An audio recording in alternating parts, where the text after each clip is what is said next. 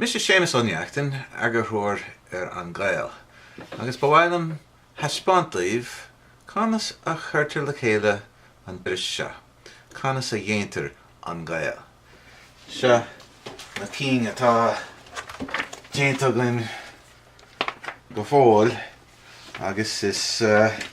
mór an ibre a rinnech chun iad a chur amach. Agus scéal féin I gach agrán. Ach is amí rud tá I gcuitin acha agus ba bhfuil cúpla rud a heispántaíomh má tá simigh. Bíon an rud is tábhachtaí ná an tábhar aim ó na scríbhneoirí agus níor a bhéidir An Gael ar foilsiú agus a chur le chéile gan an tidirlín. Faim chuid is mó den ábhar trí arfast agus orintse faim cúpla rud lámhscríofa agus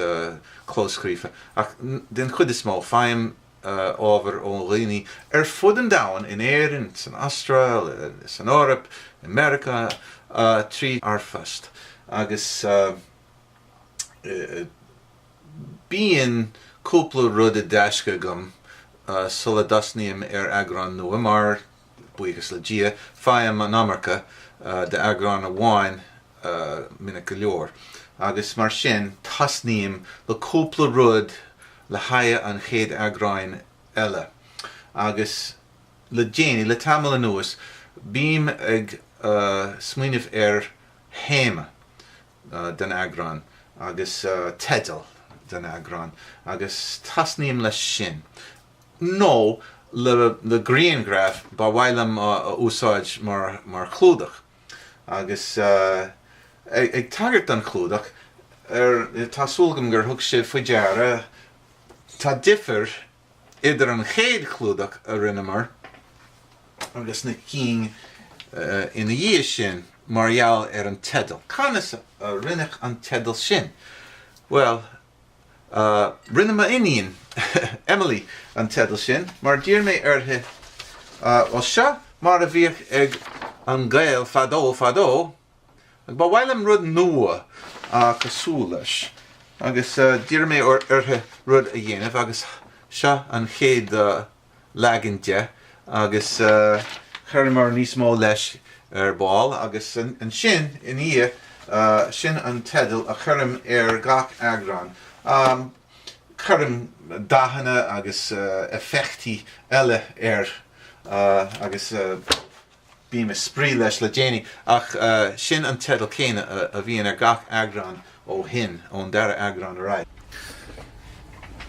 Buinem úsáid as chláir áirithe chun an ríomhaireachta dhéanamh agus níor a bhéidir aon agrán den Gael a chur amach gan ríomhaire. Ar dús le tamil fada bhain mé úsáid as Word, Microsoft Word chun an tagrán a chur le chéile agus béidir bliain nó níos mó rinne mé sin. Bhí sé anna deacair gach rud a chur an agar le Windows le Microsoft Word. Agus an sin ní raibh Word agam ar mar ríomhaire an nua agus thosaigh mé chun rud nua úsáid agus chlár séir an eisce úsáid scríbas an rud a úsáid am inis chun gach agrán a chur le chéile. Agus chun an tedal a chur ar an griangraf agus an chlúdach a dhéanamh buinem úsáid as chlár eile séir an eisce GIMP ach ar dús bhí Photoshop leagan de Photoshop agam ach níl sé agam níos mó agus is mailam GIMP chun an tedal a chur ar is féidir féchant tríd an tedal agus rudí a chur as ceanna chéile leis. Ach chun agathiríocht a dhéanamh ar fictúr de gná buinem úsáid as chlár a bhhad níos sinne agus is mailam é ar chuaigh éigean Arcsoft Photo Studio rámhíle tá sé chomh sean sin. Agus seo an chlár a úsáidem chun an clúdach a dhéanamh agus seo an clúdach is nuaí atá idir lábh agam le déanaí agus seo é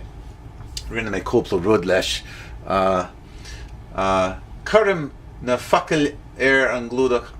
agus déanam agahóireacht an griangraf agus scacéin rud mar sin leis an bog aras seo. Ach a bháin an tedal, chuirm an tedal agus déanam cúpla rud eile chun rudaí a bhaga agus a athrú le gimp chun má. Agus seo gimp a úsáidm freis agus is smaile mé. Agus tá sé séir an eisce ar an idirlín foinse oscailte is tócha chur for agus se rud se an tedal sulla gurm ar an glúdach é agus is féidir féchan tríd an chuid is móide agus sin an fág muna músáid as an gláir seo chun an clúdach a chur le chéile. Agus an sin chun an teagran héin a chur le chéile mar a dúirt mé buinm úsáid as an gláir eile sin agus seo é. Is contas gear seo atá a thuirdaíh agus samí céim atá ann de gach rud a dhéantar ach seo scríbas an teagran atá le teach faoin amse agus buine úsáid as an leagin ribh sin chun bunús an leagin eile a chur le chéile. Is féidir griangraf a chur ar a wasca agus se an clúdach ar nó agus is féidir an chlár a chur ann agus is féidir leis an gáras se leis an magara se an inéic se a chruthú ó tags ar na leithinig agus se na bascí sulla gurtar na takes an anta an tagaracail se agus buine úsáid as bascí áirithe mar se chun takes a chur ann agus calún a dhéanamh agus mar sinne. Agus ar gach leithanach bíon agrán an tedal nó anam an agráin an sin agus ifdrich na leithanach freisin agus mar sin. Tá is féidir bun leithanach a chruthú. Tá gá legan de sin an bun legan an basca se agus bun legan leis an masca se. Agus buine úsáid as na cín ribh sin chun an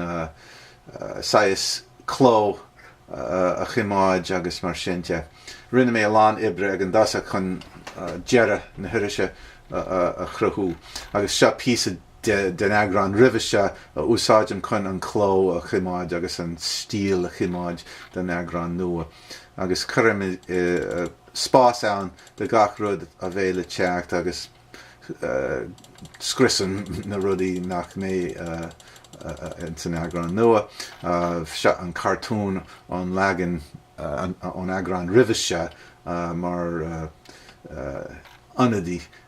den ceann atá le teacht. Agus se rud nua le caint fé. Déanam an cartún mé héin agus se mar a dhéantar é sin. Scríbim de lámh é le peann luaí de gná agus an sin níl éon daithanna ann déanam scan de agus chuirm in san ríomhre agus buinm úsáid as an Arcsoft an chlár Arcsoft sin chun daithanna a chur ann le tá sé casta ach sin an ceithim a lán ama ar sin chun daithanna chur ar an cartún sin agus an sin sa bhálam mar JPGA agus chuirm san iris. Cimádam an fógra ícin scoilghealaí ar a tóbín as an bhógra seo chun takeíocht a thuirta an Gael. Agus bíon spás ann na calúní rialta freisin cimádam leithanig ar ascailt dómh sin lúg agus garód. Agus bíon daoine áirithe ag seoladh ábhart mar sin bíon a planáil ar rudaí eile uathasan agus cimádam spás don ranóg ón analód bhuair mé an chuid is móide ó sean agráin de An Gael agus an Wolftown Annual agus ba bhhailm iad sin a thuirspáint daobh cumá. Fuair mé ó cheara ón AOH iad se is ami agrand hagam den Wolftone annual shan irish a chur glow gach blian or no in Éireann agus anna tírdrá a bhíon in gach agrán agus an chuid is móide as béarla ach bíon I gcónaí cadana as Gaeilge ann agus buine musáid astasan leis an scan agus chuir in san Irish roint den ábhar sin agus thuaigh mé go dtí leabharláin nuahearach chun an Gael an sean Gael éiscint cach píosa dá bhfuil fáil damsa is amí agrán nach bhacha mé go fóg ach sin mar a bhaim an chuid is mód an ábhar in ón an lód ach tá píosaí eile ann freisin a bhaim ó chumann ceithre na Gaeilge agus ba bhfuil am iad a heispáint líomh. Tá bascad ábhar agam sa choráiste ach in san teach se tá rudí áirithe agam ó bhuair mé ó cheanháil de chumann ceithre na Gaeilge nuahearach agus buine úsáid as rointeanna rudí se mar hampla na meanteoiriscí ó na cruinniúthe a bhíoh siad a bhíoh acha fadó agus se na leabhar agus scríbhach a lán díobh as Gaeilge ní raibh gach rud as Gaeilge dar nó agus rudí eile a bhí agam agus chuir mé go háirithe sna chéad agráin rudí mar se ón fáil ó Celtic Society nó Cumann Ceithre na Gaeilge agus is faoi scá Cumann Ceithre na Gaeilge ó si tir an Gael dar nó agus is mar is aldaíh fuair mar dúis mar Cumann Ceithre na Gaeilge as an stuff a dhéanaimiid ar san na Gaeilge agus ó chlór na Gael fadó bhil is sé agus bíon Cumann Ceithre na Gaeilge ag mór na Gaeilge ar an idirlín agus a déanamh an lán rudí eile freisin ar san na Gaeilge go fóil go háirithe a takeú leis an Gael. Darla an scéal se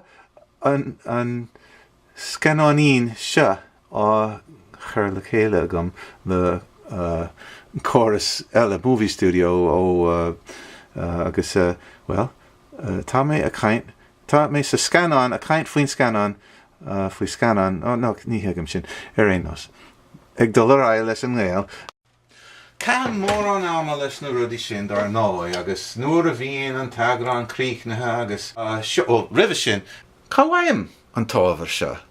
Fáim ó cheann-chéirde ón idirlín ón na listaí agus na slíomhanna Gaeilge bhí mé riamh i gcónaí anna gníomhach ar na slíomhanna sin agus anna aithnagam ar mór an daoine ar fud an domhan mar gheall ar na slíomhanna sin agus tríd an arfast den chud is mó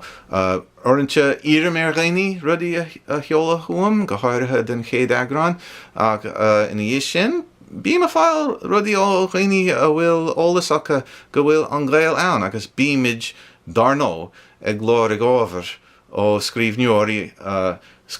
aitheinte mar Gabriel Rosenstock agus scríbhneoirí anaithinse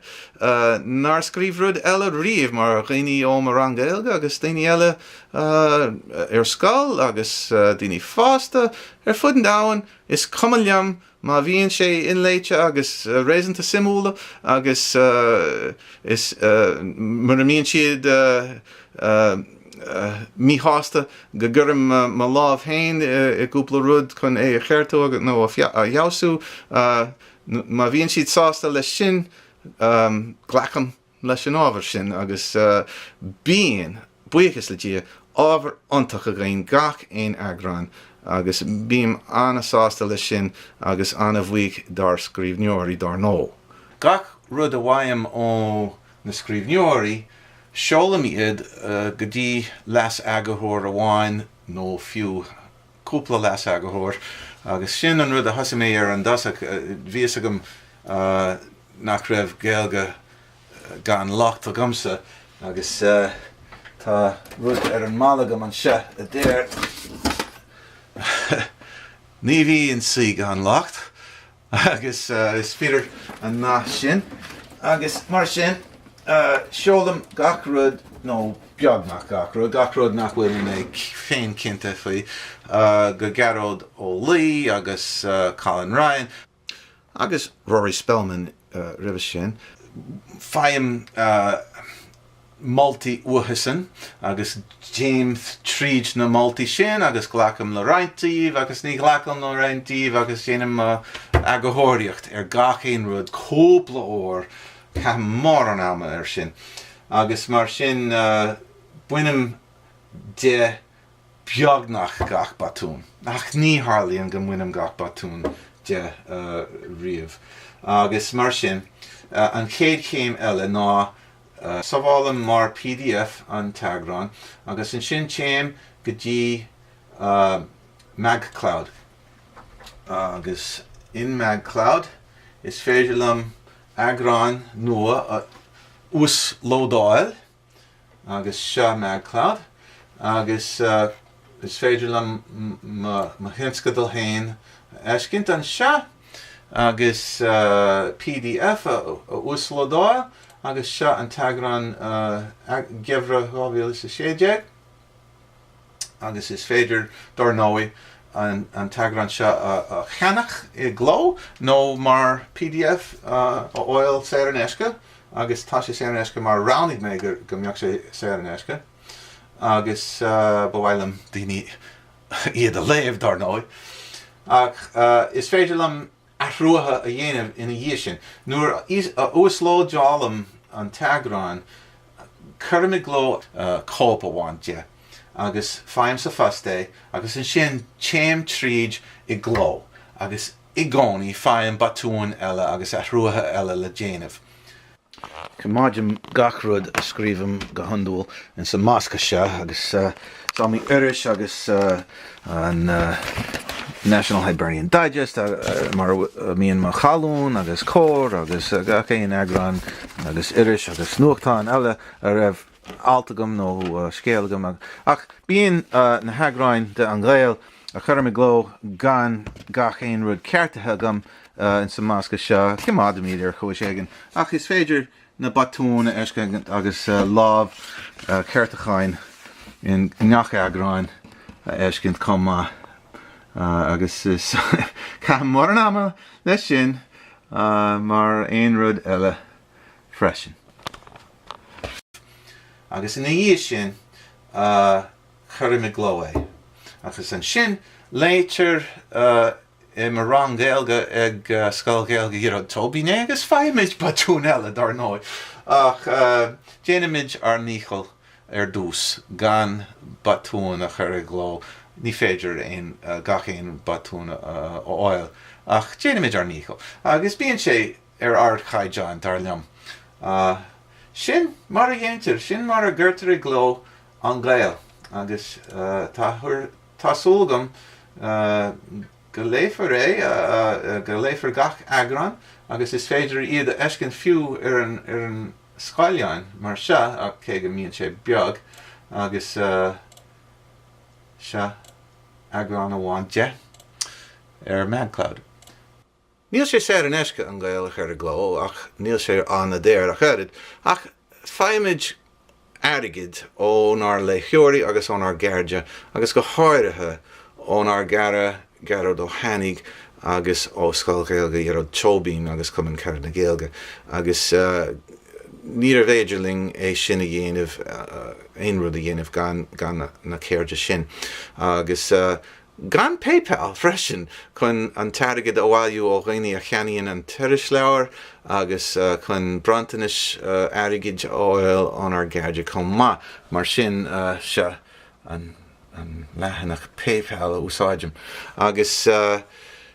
mar dúirt níl sé ní ítar as an scríbhneoireacht in san irisleabhar mar bíonn gach duine á dhéanamh mar gheall ar an rá atá acu den teanga agus is bralam na daoine sin is bralam gach scríbhneoir atá againn agus bíimiid a gobar le chéile ar san na cúise mar a dtéirtear agus ach féin gach duine a scríbhann An Gael